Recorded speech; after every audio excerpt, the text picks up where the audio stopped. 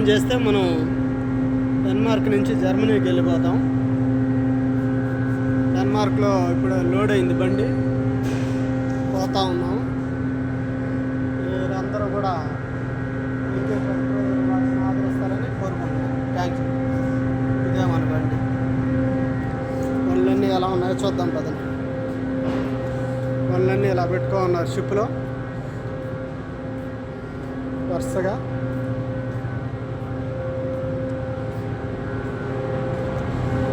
అదే ఎంట్రన్స్.